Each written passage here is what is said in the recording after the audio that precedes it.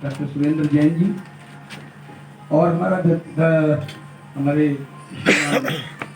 अशोक तिवारी जी संत संपर्क प्रमुख हैं, विश्व हिंदू परिषद के केंद्रीय मंत्री हैं। मैं पूज्य संत श्री जितेंद्र आनंद महाराज जी से निवेदन करता हूँ कि वो आपकी प्रेस को संबोधित।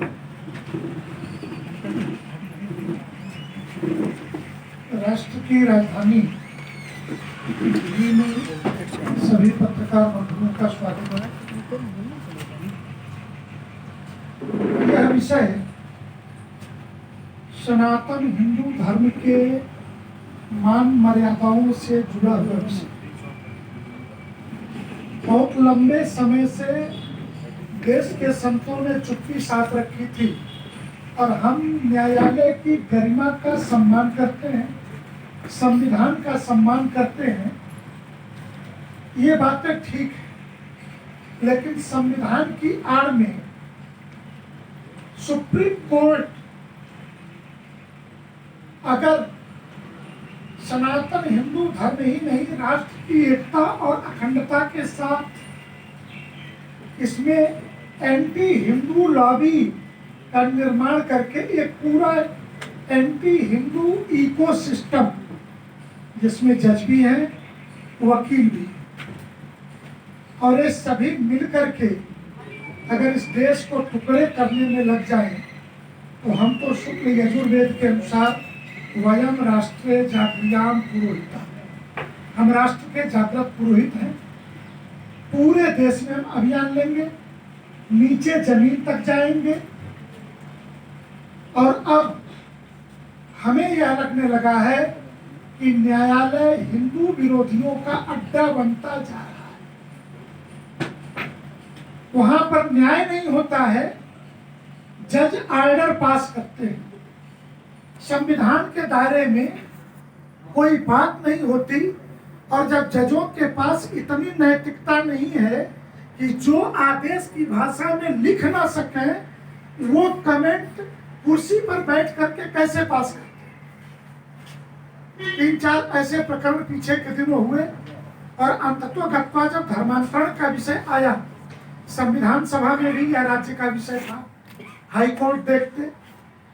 पीछे के दिनों पूज्य दयानंद सरस्वती जी जो ब्रह्मलीन हो गए, इस देश के अंदर मस्जिद सेंट्रल सुन्नी वक्फ बोर्ड चलाएगी, सेंट्रल शिया वक्फ बोर्ड चलाएगी, चर्च काउंसिल ऑफ इंडिया चलाएगी, गुरुद्वारे एसजीपीसी चलाएगी, लेकिन मंदिर सरकार जरूर चलाएगी।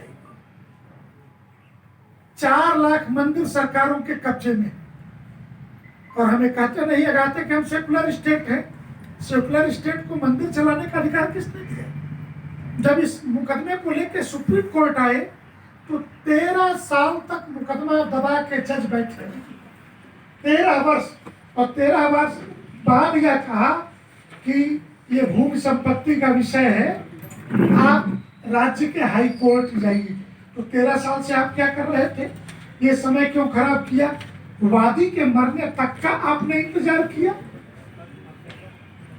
ये चला गया। जब ये राज्य का विषय है और संविधान सभा की बहस में धर्मांतरण, डेमोग्राफिक चेंजिंग, ये राष्ट्र के एकता और अखंडता से जुड़ा हुआ प्रश्न है।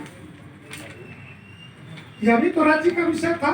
राज्यों ने धर्मांतरण पे संविधान के अंतर्गत कानून बनाए, और उन हाई कोर्टों के अंदर बगैर सुनवाई पूरी हुए, हाई कोर्ट में क्या जजमेंट होता, उस जजमेंट को कोई सुप्रीम कोर्ट में चुनौती देता नहीं देता, ये तो बाद का विषय है।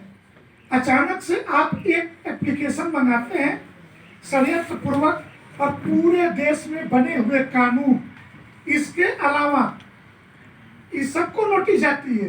फिर उन राज्य सरकारों को भी नोटिस जाती है जहां ऐसा कोई कानून नहीं है। ऐसे राज्यों को भी नोटिस दी जाती है, और इशारे में कहा जाता है कि तुम वकील खड़ा करो जिनके कैबिनेट मंत्री सनातन उन्मूलन अभियान चलाते रहते हैं। ऐसी परिस्थितियों में अब यह असह्य हो गया कि हम संविधान की इज्जत करें, न्यायपालिका का हम सम्मान करें, और न्यायपालिका के अंदर बैठ करके आप डे बाय डे इस देश के बहुसंख्यक समाज के विरुद्ध, उसके धार्मिक स्वतंत्रता के अधिकारों के विरुद्ध रोज आप दही हांडे की ऊंचाई कितनी होगी, जल्लीकट्टू होगा कि नहीं होगा, ये आप सुनवाई करेंगे। इस देश में आपके पास कोई विषय बचा है कि नहीं बचा है? समलैंगिक विवाह को मान्यता मिलनी चाहिए, ऐसे मुकदमे आप सुनेंगे। विवाह जैसे सनातन हिंदू धर्म के पवित्र शब्द को कलंकित करने का काम आप करेंगे।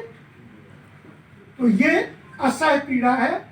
इसलिए इस असह्य पीड़ा को अब संतों ने तय किया है कि हम बहुसंख्यक हिंदू समाज के बीच नीचे तक ले जाएंगे। सभी तीर्थ क्षेत्रों में आपके माध्यम से हम चर्चा करेंगे, इस विषय पे वार्ता करेंगे। बहुत सारे प्रश्न हैं।